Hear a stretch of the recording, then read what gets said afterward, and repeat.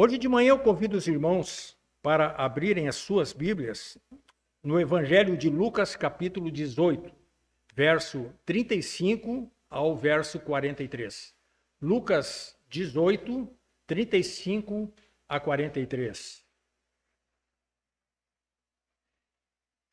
O texto, o lema, o nome da nossa mensagem hoje de manhã, se eu fosse colocar, seria crente por conveniência ou por convicção. Crente por conveniência ou por convicção. Lucas 18, 35 até o verso 43. Convidar os irmãos para ficarmos em pé em reverência à palavra de Deus. Em seguida, a gente ficará um bom tempo sentado. Verso 35. E aconteceu que, chegando ele perto de Jericó, estava um cego assentado junto do caminho, mendigando. E, ouvindo passar a multidão, perguntou o que era aquilo. E disseram-lhe que Jesus, o Nazareno, passava. Então clamou, dizendo: Jesus, filho de Davi, tem misericórdia de mim. E os que iam passando repreendiam-no para que se calasse. Mas ele ainda mais clamava: Filho de Davi, tem misericórdia de mim. Então Jesus, parando, mandou que lhe trouxessem. E chegando ele, perguntou-lhe, dizendo: Que queres que te faça? E ele disse: Senhor, que eu veja. E Jesus lhe disse: Vê, a tua fé te salvou. E logo viu e seguia-o, glorificando a Deus, e todo o povo, vendo isso, dava louvores a Deus.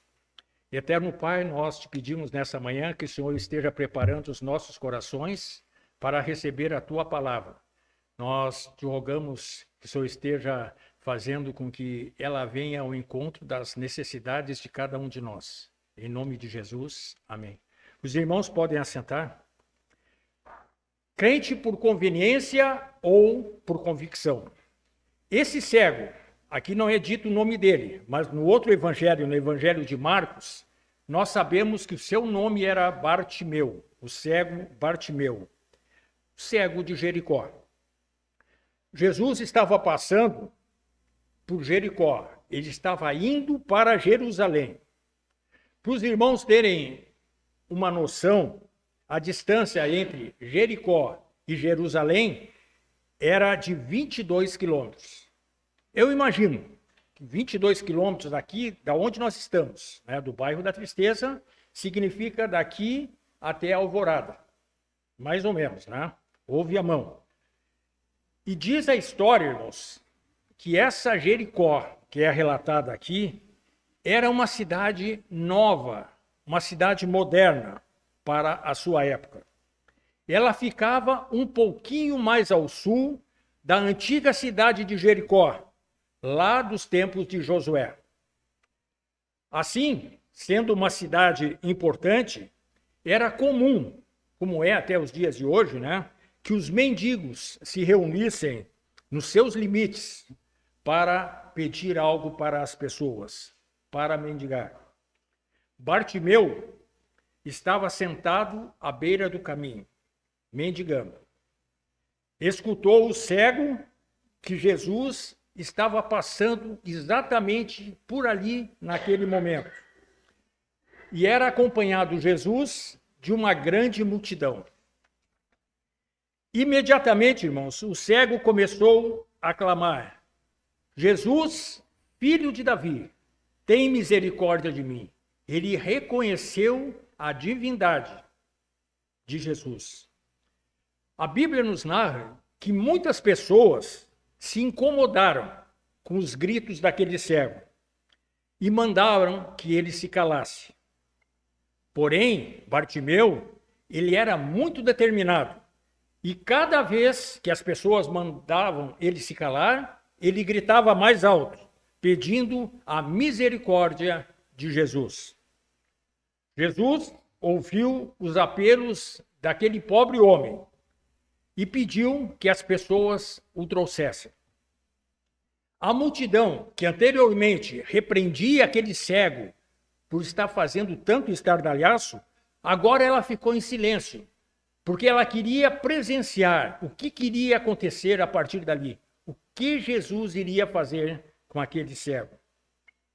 Chegando Bartimeu diante de Jesus, aquele cego escuta uma pergunta maravilhosa, feita pelo mestre. O que queres que eu te faça? Abrindo um parênteses, se hoje fosse feita essa pergunta para cada um de vocês, para cada um de nós, Jesus perguntasse diretamente para nós, o que queres que eu te faça? Talvez, dependendo da situação em que você se encontra, você pediria saúde para si, saúde para os seus familiares. Talvez, você conhece seus problemas, você esteja enfrentando sérios problemas de relacionamento dentro da sua família. Talvez problemas financeiros. Eu não tenho ideia da quantidade enorme de problemas que o irmão está enfrentando na sua vida. Então, eu não sei qual seria a sua resposta. Aquele cego, quando Jesus perguntou para ele, o que queres que eu te faça? Ele falou aquilo que lhe era mais necessário. Senhor, que eu veja. Ele não pediu dinheiro, ele não pediu uma casa nova, ele pediu simplesmente aquilo que era mais necessário para ele, que ele enxergasse. Jesus, então, irmãos, respondeu à súplica daquele homem, de Bartimeu, do modo que aquele cego mais ansiava. Vê, a tua fé te salvou.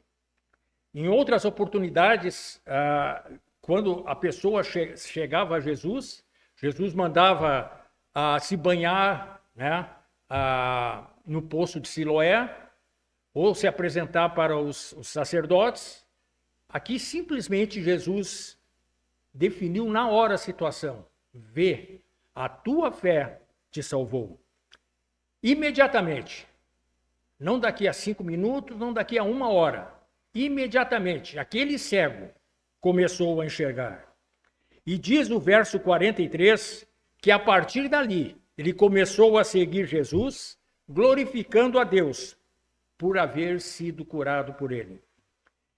E ao ver esse milagre, todos conheciam aquele cego. Todos cansavam de ver ele à beira da estrada pedindo esmola. Ao ver aquele milagre, todo o povo dava louvores a Deus. O trajeto que eu faço normalmente para ir para minha casa, eu cruzo em algumas sinaleiras, semáforo, né, para o irmão Acelon, né, mas sinaleira aqui para o gaúcho.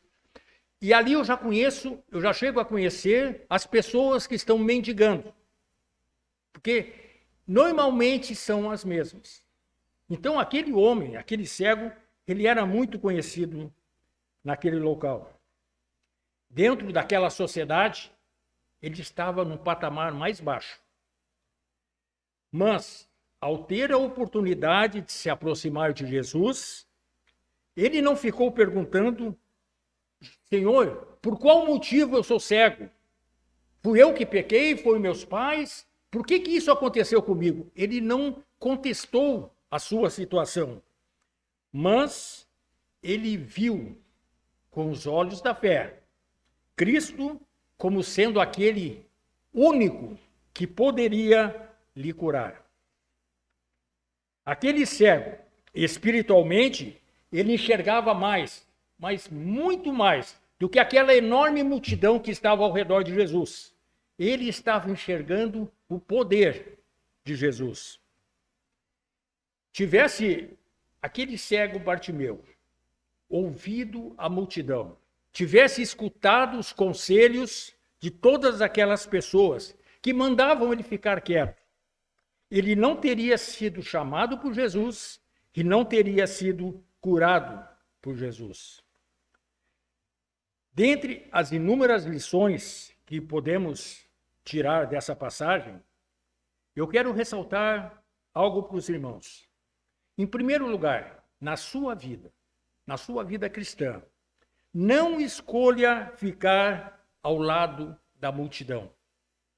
Não escolha ficar ao lado da grande maioria.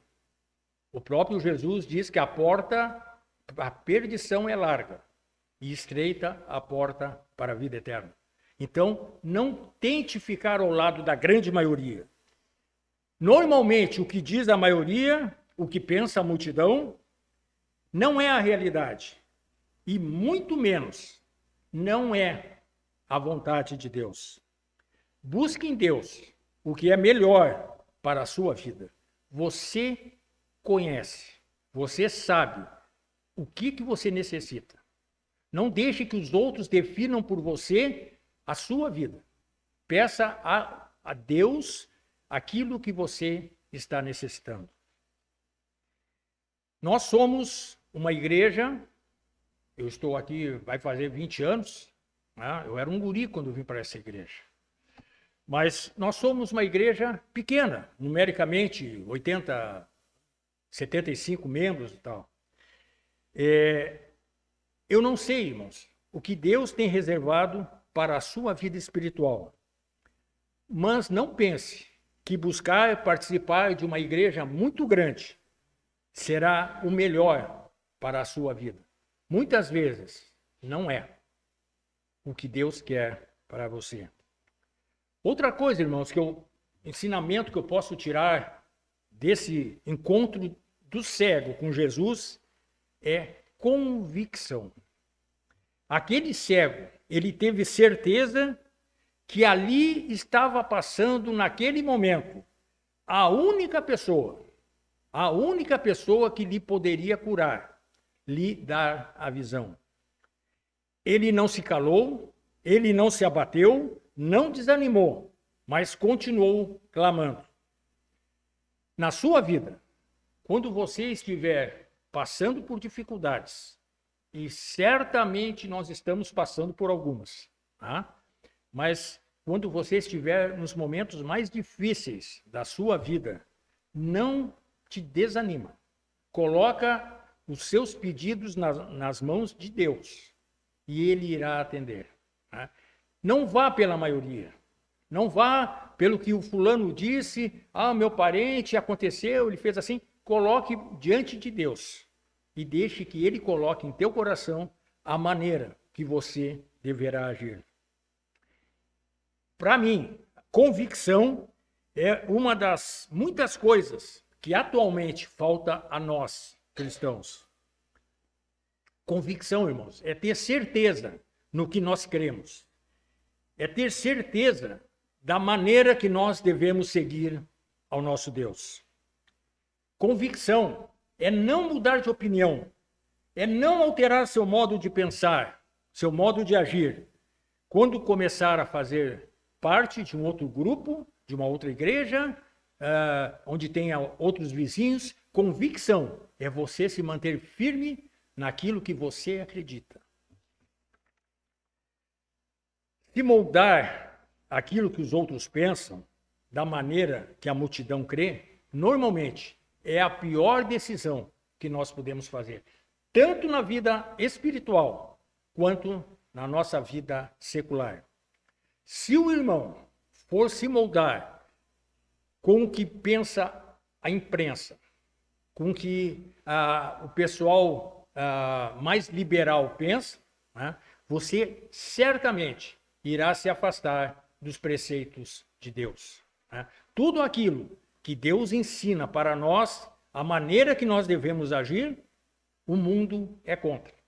Então devemos ter convicção para não nos afastar, seja em qual lugar nós estejamos, mantermos sempre a nossa vida perto da vontade de Deus. Irmão, tenha convicção, seja fiel a Deus, seja fiel ao que você acredita. Não se dobre, não aceite o que a multidão quer lhe impor. Não aceite o que é dito na imprensa como se fosse verdade definitiva. Não é. Os irmãos que são pais, ou que nem eu agora que são avós, né? Sabe que criar uma criança, hoje em dia, é muito mais difícil do que era lá atrás. Por quê? Porque a mídia quer nos empurrar, né? Que tudo aquilo que nós temos certeza que é errado para Deus, eles querem nos empurrar como se fosse o correto. Então, irmãos, convicção em tudo aquilo que nós aprendemos, da maneira que nós aprendemos. Nunca devemos nos dobrar à vontade da maioria. Mateus 19, do verso 16 ao verso 30. Mateus 19, 16 até o verso 30. Eu falei sobre um cego que tinha convicção. Agora eu vou para o outro lado, né? Alguém que não tinha certeza, que não era convicto, que procurava a sua conveniência. Mateus 19, 16 até o verso 30. O jovem rico. E eis que, aproximando-se dele um jovem, disse-lhe: Bom mestre, que bem farei para conseguir a vida eterna? E ele disse-lhe: Por que me chamas bom? Não há bom senão um só, que é Deus. Se queres, porém, entrar na vida, guarda os mandamentos. Disse-lhe ele: Quais? E Jesus disse: Não matarás, não cometerás adultério, não furtarás, não dirás falso testemunho. Honra teu pai e tua mãe, e amarás o teu próximo como a ti mesmo. Disse-lhe o jovem: Tudo isso tenho guardado desde a minha mocidade. Que me falta ainda? Disse-lhe Jesus: Se queres ser perfeito, vai, vende tudo o que tens, dá-o aos pobres, e terás um tesouro no céu. E vem e segue-me. E o jovem, ouvindo essa palavra, retirou-se triste, porque possuía muitas propriedades. Disse então Jesus aos seus discípulos: Em verdade vos digo que é difícil entrar um rico no reino dos céus. E outra vez vos digo que é mais fácil passar um camelo pelo fundo de uma agulha do que entrar um rico no reino de Deus. Os seus discípulos, ouvindo isso, admiravam-se muito, dizendo: Quem poderá, pois, salvar-se? E Jesus, olhando para eles, disse-lhes: Aos homens é isso impossível, mas a Deus tudo é possível. Então Pedro, tomando a palavra, disse-lhe: Eis que nós deixamos tudo e te seguimos. O que receberemos? E Jesus disse-lhes: Em verdade vos digo que vós que me seguistes, quando, na regeneração, o Filho do Homem se assentar no trono da sua glória, também vos assentareis sobre 12 tronos, para julgar as 12 tribos de Israel. E todo aquele que tiver deixado casa, ou irmãos, ou irmãs, ou pai, ou mãe, ou mulher, ou filhos, ou terras, por amor do meu nome, receberá com 100 vezes tanto e herdará a vida eterna. Porém, muitos primeiros serão derradeiros, e muitos derradeiros serão os primeiros. Esse jovem, rico, príncipe em algumas traduções, um dos principais daquela sociedade, a nata, a classe A, a elite, ele aproximou-se de Jesus procurando ouvir seus ensinamentos. Ele era muito religioso, os irmãos podem ver pelo texto que lemos, ele tinha cumprido todos os mandamentos. Ele buscava uma coisa, ele queria ter a certeza da vida eterna. No texto que lemos, nós podemos ver que ele teve a atitude correta. Ele buscou a Jesus. Ele não buscou o sacerdote, não buscou o sumo sacerdote, ele buscou a Jesus. Ele teve a atitude correta. Ele formulou a pergunta correta. A mais importante pergunta que ele poderia fazer. Ele fez a pergunta certa. Porém, ele tomou a decisão errada. Esse jovem rico certamente pertencia à elite daquela cidade. era alguém muito religioso. Ele vivia conforme os mandamentos de Deus, que Deus havia dado ao seu povo no Velho Testamento. Apenas ele queria ter certeza, convicção de que estava salvo. Por isso, e reconhecendo a autoridade em Jesus, ele o busca e pergunta de que maneira poderia ser salvo. Na prática, irmãos, Jesus demonstrou a ele que, embora estivesse observando toda a lei, embora estivesse cumprindo todos os mandamentos, ele tinha um problema, um grande problema, não um pequeno problema. Ele tinha um grande problema que o afastava de Deus, o seu amor ao dinheiro, às riquezas, o seu apego às coisas materiais. Aquele jovem, ele era apegado às coisas materiais. E era necessário que ele superasse isso, essa sua limitação, para seguir a Cristo e ter certeza da vida eterna.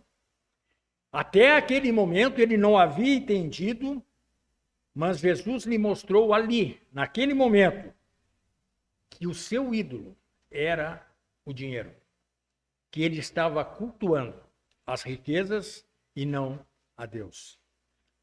Ele buscava a Deus, ele obedecia os mandamentos, mas o mais importante para ele ainda era o dinheiro.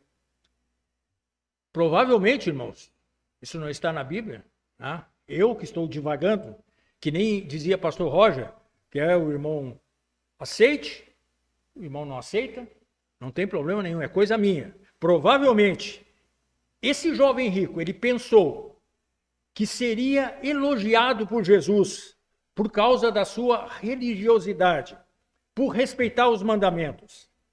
Porém, faltava-lhe o principal, colocar Jesus no centro da sua vida. Aquele jovem tinha muitas riquezas e ele não estava preparado para abrir mão delas. Então, diz o texto, que ele se afastou triste. Jesus, ele não ensinou que é necessário que nós peguemos os nossos bens, o nosso dinheiro e distribuamos para os pobres para sermos salvos. Ninguém pode comprar a salvação. Dinheiro nenhum no mundo compra a salvação. A salvação é um presente de Deus, que é dado a qualquer um dos homens, a todos os homens, e é gratuito. Ele nos salva sem nós merecermos. Ele nos salva simplesmente, porque ele nos ama. A caridade que nós fazemos, o dinheiro que distribuímos aos pobres, não tem valor para a nossa salvação.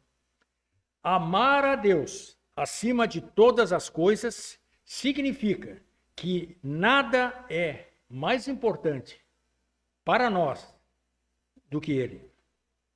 Aquele jovem precisava aprender que lhe era necessário valorizar menos as coisas materiais, menos as riquezas, e colocar a sua confiança em Deus. Ele teve essa grande oportunidade para mudar a sua vida, mas por estar tão apegado, por ser tão bom desfrutar das coisas materiais, ele decidiu afastar-se de Jesus com tristeza e não afastar-se das suas riquezas. A vida eterna não tem preço e não depende do bem que façamos.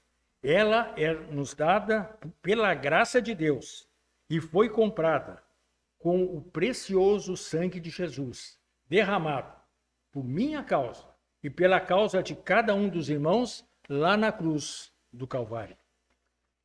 Aquele jovem rico, ele não conseguia ver que os tesouros lá no céu são eternos e as riquezas desse mundo são passageiras.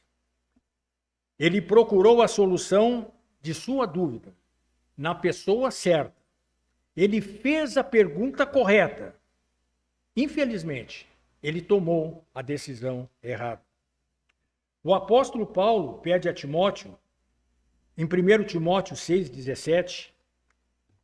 1 Timóteo 6,17.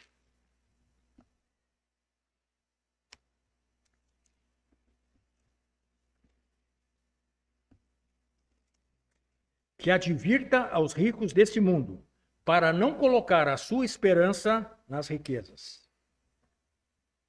Manda aos ricos deste mundo que não sejam altivos, nem ponham a esperança na incerteza das riquezas, mas em Deus, que abundantemente nos dá todas as coisas, para dela gozarmos.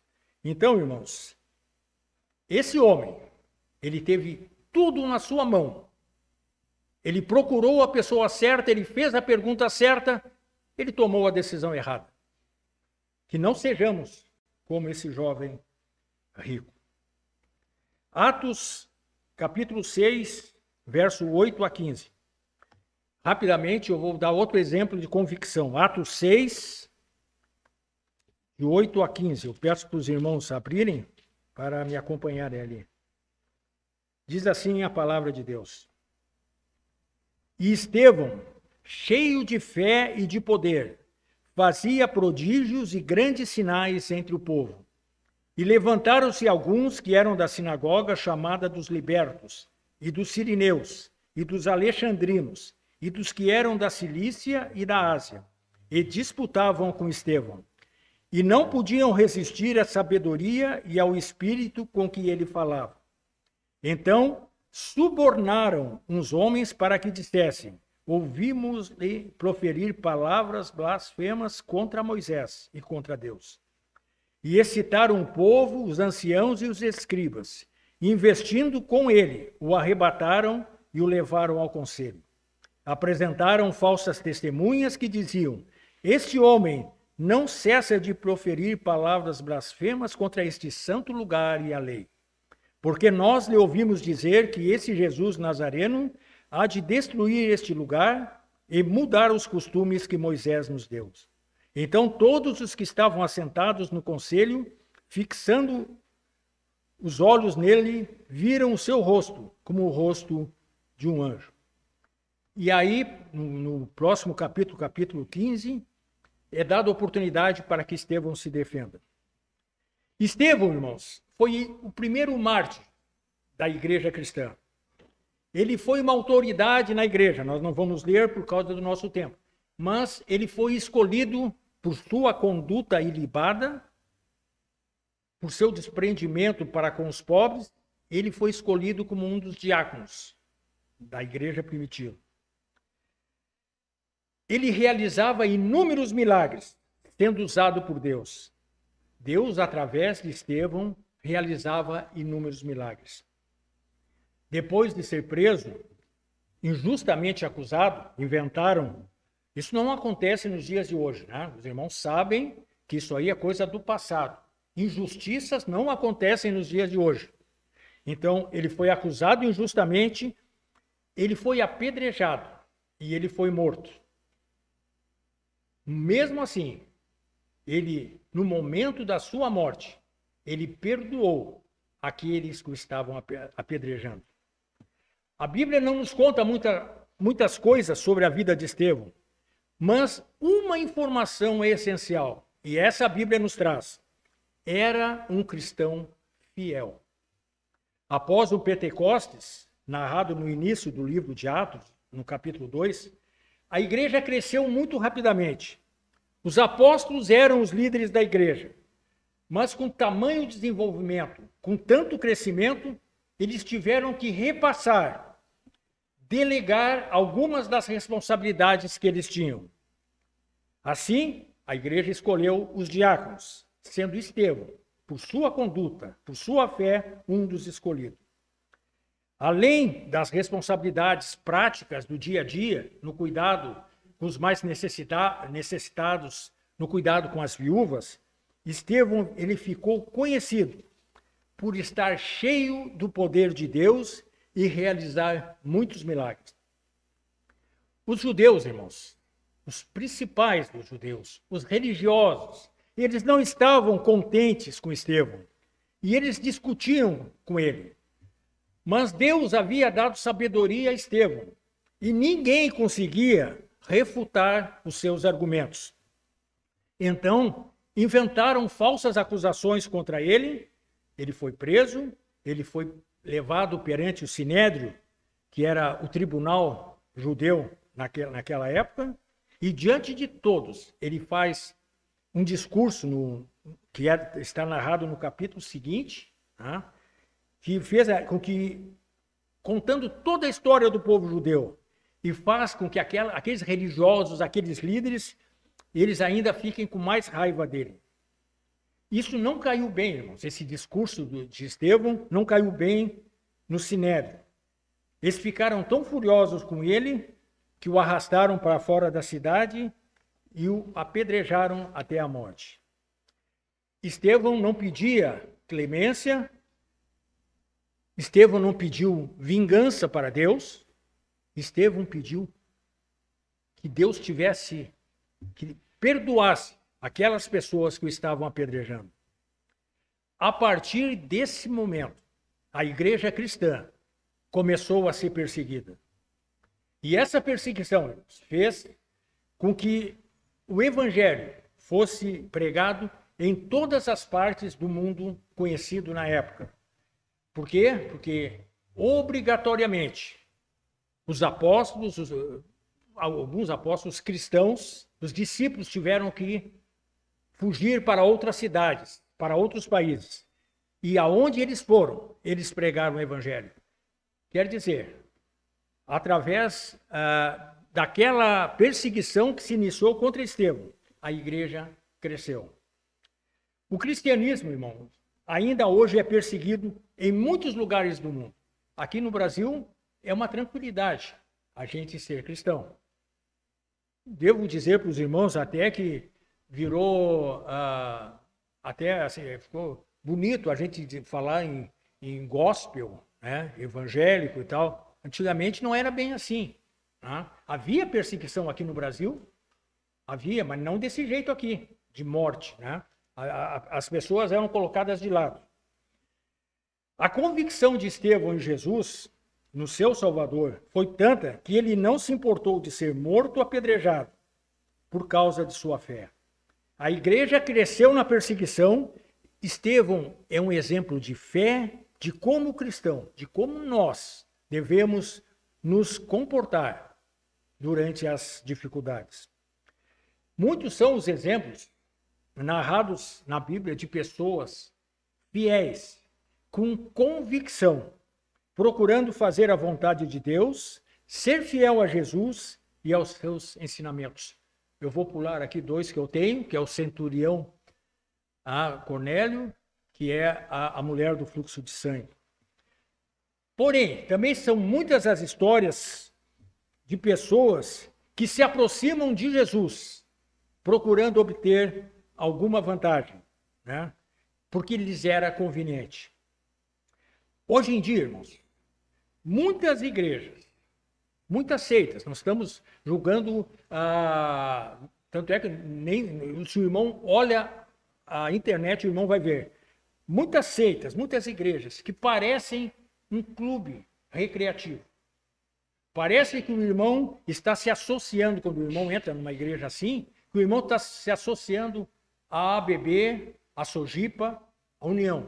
E ali é oferecido tantas coisas, né? Tanto divertimento, tantas atividades, tantas amizades, tantas maneiras. Pessoal que gosta de cozinhar tem lá o seu espaço e tal. É muitas maneiras da pessoa se relacionar e fazer boas amizades. Contra isso, irmãos, eu não tenho absolutamente nada contra. Eu até gostaria, eu digo para os irmãos, ser sócio, né, num clube desses aí, né? Pode ser União, ABB, qualquer um deles, porque eles dão muitas coisas, muitos benefícios para os seus associados.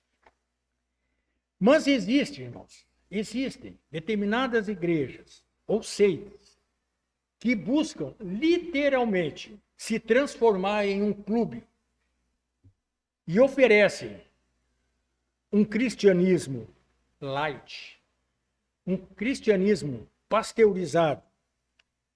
Eles não falam igreja que se diz cristã e não fala em pecado, É proibido falar em inferno. Não se fala em castigo. Por quê? Porque se falarmos nisso, as pessoas se afastarão. Ninguém gosta de ouvir sobre essas coisas. Arrependimento, salvação, graça, o básico do cristianismo, só de longe, bem de longe. Quando aquele frequentador, ele se firmar, aí sim ele poderá ouvir sobre esses assuntos tão pesados. Irmãos, não é assim que funciona. Não é essa a vontade de Deus. Arrependimento. João Batista pregou arrependimento. Né? Devemos nos converter dos nossos pecados e devemos reconhecer Jesus como nosso único e suficiente Salvador. Se agirmos assim, Ele estará conosco e nós teremos certeza da vida eterna. Fuja, irmãos, fuja da igreja que lhe oferece só coisa boa, que só prega aquilo que nossos ouvidos gostam de ouvir. A igreja cristã, ela segue fielmente o que Cristo ensinou. Prega aquilo que Cristo pregou: pecado, arrependimento e salvação pela fé. Se eu quiser um clube, eu vou me associar em um. Pagarei uma mensalidade que mais me agrade, que tenha mais atividades para mim.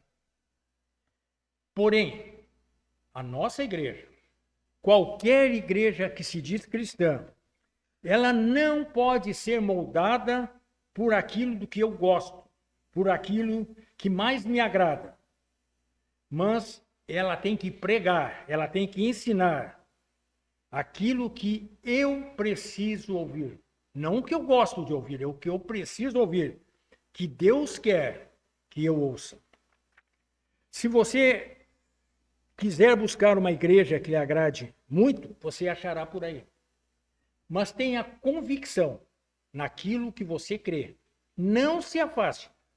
Eu espero que os irmãos continuem aqui por muitos anos. Eu pretendo continuar aqui também, não pretendo me afastar por muitos anos. Mas nós não sabemos o dia de amanhã. Irmão Acelon, irmã Maísa, de repente podem mudar-se para São Paulo, podem voltar para o Acre. A gente não sabe o que vai ocorrer durante esse ano de 2024. Porém, irmãos, seja no lugar em que nós estivermos, nós devemos render graças ao Deus verdadeiro. Posso falar aqui numa família que os irmãos conhecem muito bem, que está frequentando a partir desse domingo. Ela se torna membro de uma igreja lá no Rio de Janeiro, que é o irmão Júlio e a irmã Beth. Eles passaram, durante todo aquele período em que estiveram aqui em Porto Alegre, sendo fiéis, congregando conosco aqui na nossa igreja. Eu espero que o irmão Júlio não vá assistir depois, né, o que eu vou falar agora, cometer uma inconfidência. Durante todo o ano de 2023, ele foi fiel nas suas contribuições. Não que isso signifique, né, que ele é melhor do que ele é. Não. Mas simplesmente o testemunho que ele deu. Que mesmo longe, enquanto ele buscava uma igreja, ele manteve-se fiel, tá, à nossa igreja. Então, irmãos, ele me avisou, né, lá no mês de setembro, que a partir desse domingo, eles se tornariam membros de uma igreja tradicional, batista, lá no Rio de Janeiro, que foi muito difícil deles encontrarem. Os irmãos sabem que aqui em Porto Alegre já é muito difícil a gente encontrar uma igreja batista tradicional. Imagine no Rio de Janeiro, que tudo é festa. Tá? Eles acharam, graças a Deus por isso. Então, essa família, né, durante todo o ano de 2023, ela foi fiel em suas contribuições. Eu já vou encerrar. Eu falei para o irmão Davi que eu ia falar 20 minutos, já estou falando quase 40. Mas uma coisa, irmãos, que eu fiquei muito contente, a semana passada, que o irmão Davi tocou durante a sua pregação, é sobre o privilégio que nós, como igreja, temos em nosso meio, como membros dessa igreja, duas senhoras. Uma de 100 anos, que está aqui. Tá? Provavelmente ela não está me escutando, né? Mas a irmã Irene, ela tem 100 anos e ela tem 90 anos de vida cristã. A irmã Lívia, 90 e alguns, não vou contar a idade da irmã, se bem que o Davi já contou também, né? Mas a irmã Lívia, que era filha de pastor, é filha de pastor, que cresceu dentro da igreja. Exemplo de vida cristã. Irmãos, elas nunca se afastaram da fé. Convicção. Elas sempre tiveram convicção naquilo que elas criam. Elas foram ensinadas na fé e assim toda a sua trajetória. Os irmãos podem olhar a vida da irmã Lívia, a vida da irmã Irene, sempre foi uma trajetória reta. Eu tive o privilégio de participar na outra igreja com as duas irmãs, né? Então eu conheço as duas há bastante tempo, há uns 40 anos mais ou menos. Tá? Nunca ouvi ninguém falar isso aqui de qualquer uma delas, da conduta de qualquer uma delas. Elas são exemplo de convicção e nós temos o privilégio de tê-las junto conosco. São muito poucas igrejas que podem dizer isso. Uma com 100 anos, a outra com 95 e fiéis durante toda a sua vida. Outro que eu posso falar também que não está presente aqui, irmão Paulo Barbosa. Eu conheço o irmão Paulo Barbosa há 20 anos. Eu não o conheci lá para trás. Ele ajudou a iniciar diversas igrejas, inclusive essa aqui.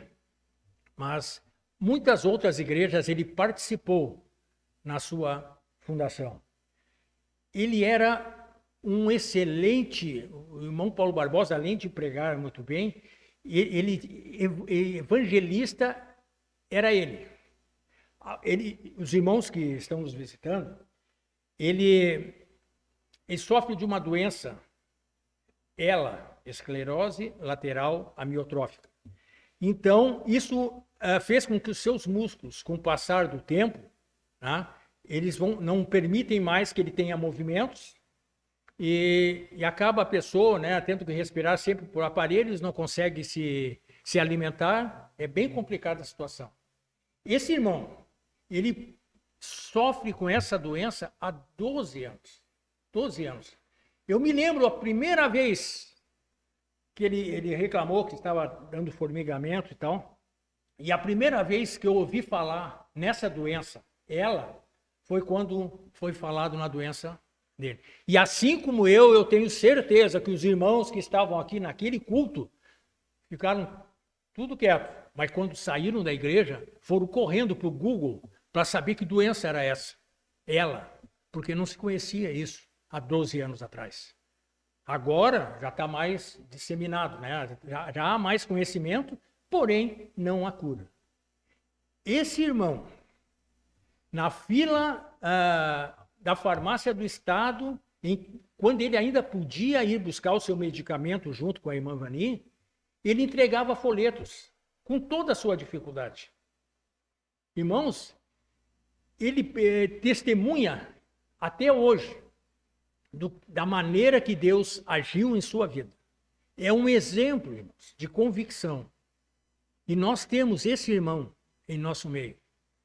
Logicamente, os irmãos sabem das suas dificuldades, ele não pode vir em todos os cultos, tá?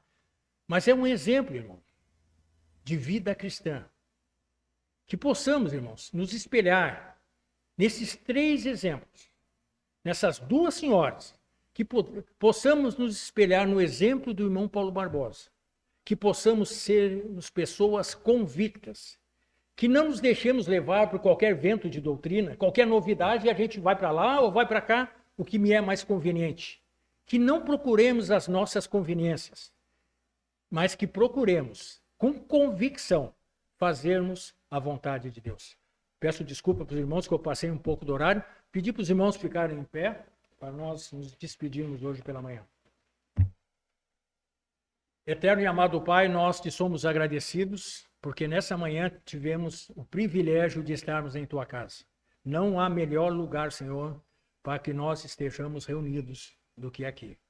Nós te agradecemos por cada família aqui representada, por cada irmão, te agradecemos pelos nossos visitantes, também para os nossos irmãos que estão de férias, que o Senhor esteja dando um bom descanso, esteja protegendo na ida e na volta, Senhor, que eles possam não tirar férias, Senhor, de Ti, mas possam manter-se fiéis durante esse período de lazer. Abençoe a cada um de nós, leva-nos em segurança a nossos lares e perdoa os nossos pecados.